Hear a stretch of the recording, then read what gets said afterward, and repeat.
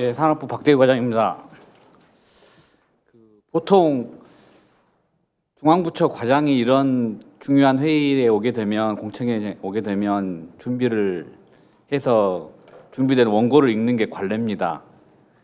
근데 여기 존경하는 이군 의원님 계시지만 며칠 전에 백지원 의원님 발의하신 법제화가 통과가 돼가지고 그 관련해서 지금 내부 보고하느라고 제가 한 3일을 못 잡고 담당 사무관도 매달려 있어가지고 사실 원고를 준비를 못했습니다. 그래서 제가 오늘 발언한 내용이 뭐 산업부의 공식 입장이다라고 생각을 하지 말아주시고요. 제가 앞에서 발표하신 분들의 말씀을 들으면서 느낀 점이다라고 좀 일단 먼저 서두에 말씀을 좀 드립니다. 산업부 내부에서도 이 문제에 대해서 굉장히 찬반이 오락가락합니다. 문제가 있다는 분, 없다는 분, 뭐 지지하는 분, 반대하는 분 오락가락해서 사실 제가 보고서를 만들기 굉장히 어려웠고요. 지금 보고서를 만들다가 지금 급하게 이 자리에 왔습니다. 먼저 생계형 업종의 보호 필요성에 대해서는 저도 부모님이 생계형 업종을 하셨던 분이기 때문에 개인적으로나 필요성에 대해서는 저도 이론은 없습니다. 그리고 이런 자료를 마련해 주신 이훈 의원님께도 이 제안이 굉장히 생계형 업종을 보호하기 위한 좋은 출발점이라는 걸 100% 공감을 하면서 감사의 말씀을 드립니다. 지금 사실 다 아시겠지만 이 문제에 대해서 이 문제를 포함해서 적합업종에 관한 논의가 지금 중소기업청에서 진행이 되고 있습니다. 저희가 산자위 의원님들께 긴밀히 보고를 드리면서 지금 영역이 진행이 되고 있고, 일정을 말씀을 드리면 중간 정도 보고가 조만간 있을 것 같고요. 4월 말까지 시한으로 보고가 되고 있고, 공청회 등이 예정돼 있는 상황입니다. 일정이. 이제 포괄적인 영역으로 제가 알고 있고요. 이 자리에 사실은 중기청 과장님이 오시는 게 이제 적합한 걸로 제가 알고 있는데, 산업부가 제가 지금 앉아 있는 것도 좀 이상한 좀 생각이 좀 들기는 드는데, 여기 사실은 중기청에서 운영하고 있는 제도거든요. 그렇지만 한편으로는 이렇게 자리를 한 게 좀 다행스러운 게, 산업부에서 하고 있는 산업 정책이 여러 가지 측면이 있지만, 업종별로도 있고 뭐 규모별로도 있지만, 가장 중요한 업종 정책 중에 하나가 중소기업 정책이다. 중소기업 정책이라는 것도 결국은 산업 정책의 큰 틀에서 봐야 되는 거지 별도의 따로 떨어지는 정책은 아니거든요. 그게 제 논의의 출발입니다. 그래서 제가 한 3가지 정도에 대해서 말씀을 드리고 싶은데, 첫 번째는 제일 지금 오늘 많이 논의가 됐던 통상 측면입니다. 그리고 두 번째는 그러면 과연 이게 법제화를 하거나 적합업종 지정을 했을 경우에 효과가 얼마 정도 있을 것이냐는 측면, 이 두 번째고요. 세 번째는 이게 품목별로 시장 상황을 좀 검토할 필요성이 있다는 것을 좀 말씀을 드리고, 3가지 말씀을 드리고요. 발표하신 내용 중에서 조금 제가 이의가 있는, 재검토가 필요하다고 생각되는 부분을 한 2-3가지 말씀드리는 걸로 해서 제 말씀을 가름하도록 하겠습니다. 첫 번째 통상 측면입니다. 통상이라는 건 잘 아시다시피 상대방이 있는 문제입니다. 상대방이 있는 문제고요. 결국은 상대방이 있다는 말은 상대방이 문제를 제기하면은 문제가 발생을 하는 거고요. 상대방이 문제 제기 안 하면 문제 없이 넘어가는 겁니다.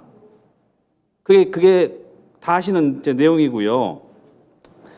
그런데 그 가능성에 있어가지고 이 법제화를 하거나 정부의 개입을, 다시 말해 동반의 자율성을 침해하는 정도를 높일수록 가능성이 높아진다라는 것은 상식의 문제입니다.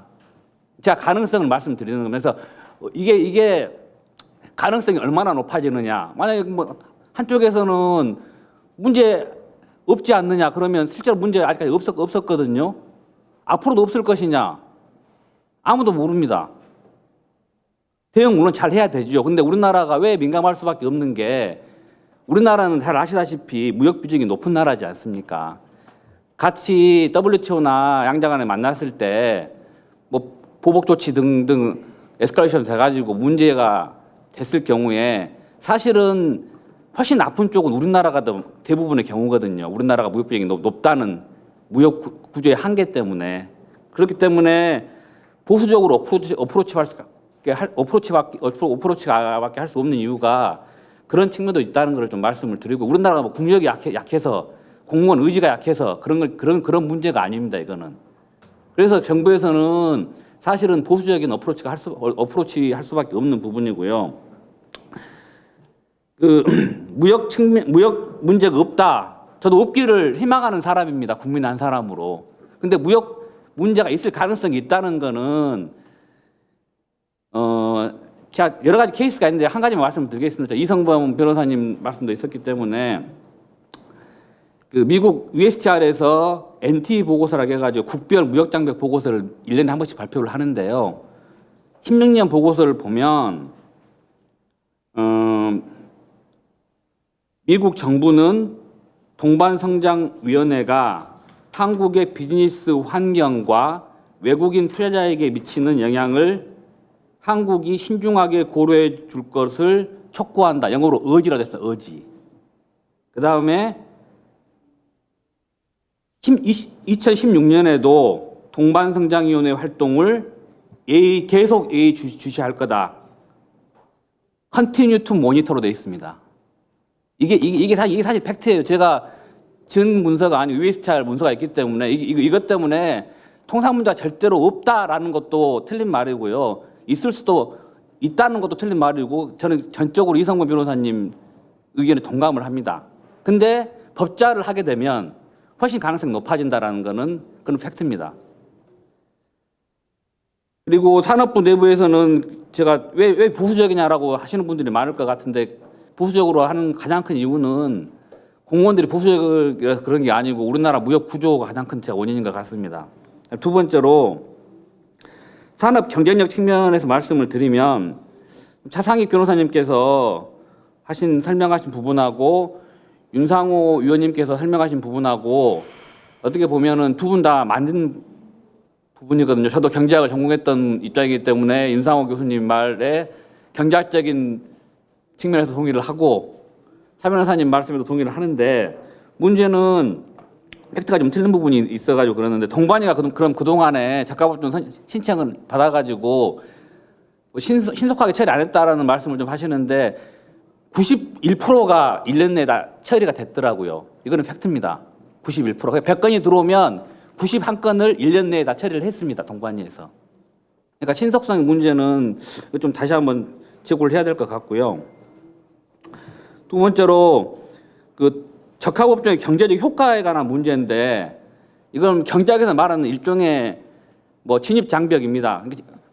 목적은 한 목적이냐 아니면 비합리적이냐를 떠나가지고, 목적을 떠나가지고 냉정하게 경제적으로 보면은 진입 장벽입니다. 이거는. 근데 이 진입 장벽이 그러면 어떤 효과가 있느냐? 연구자에 따라 결론이 다르더라고요. 저도 이 자리에 와가지고 여러 가지 페이퍼를 읽어봤는데, 효과가 있다는 연구자가 있고 효과가 없다는 연구자가 있고, 더구나 네거티브 효과가 있다는 연구까지 굉장히 다양합니다. 그래서 이거는 사실은 이번 전기청 영역에서도 연구되고 항목 중에 한 가지인데요. 그 경제적 효과에 대해서는 사실은 제가 학자도 아닌 이상 뭐라고 말씀드리기가 어렵지만, 고유업종 폐지할 때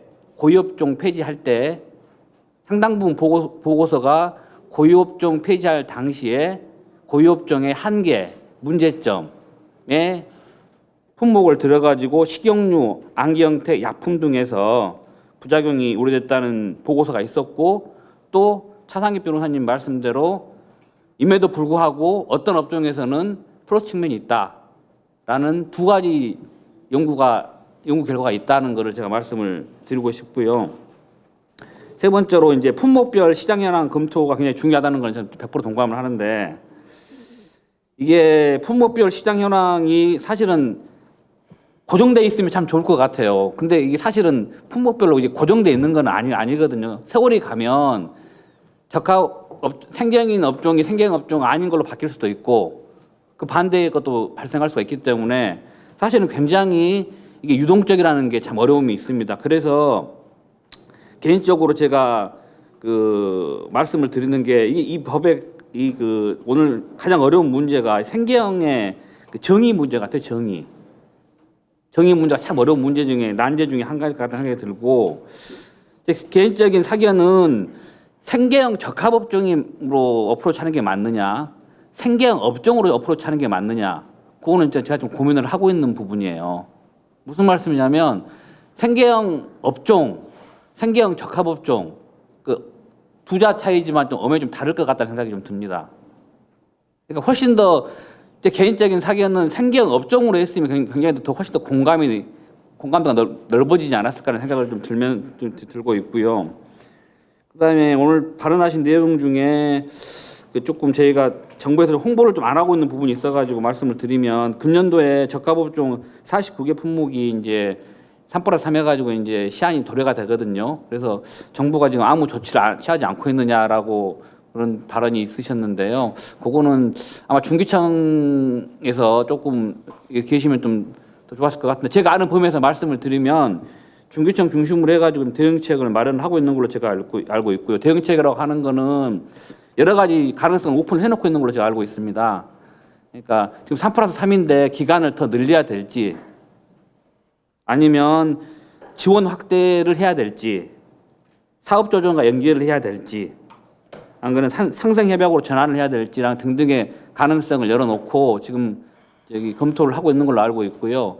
사실 상반기에는 처음 3월 말에 그 시한 돌아오는 게 금형이 첫 번째 그 시한이 돌아오고요.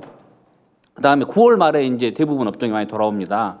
그래서 이제 금형을 시작으로 해가지고 지금 중기청에서 그 검토를 하고 있다는 걸 말씀드리고 제가 중기청에 그 내용 오늘 안 와 계시기 때문에 자세한 내용은 중기청한테 제가 한번 확인해가지고 다음 기회에 다시 한번 말씀드리도록 하겠습니다. 예, 이상입니다. 네.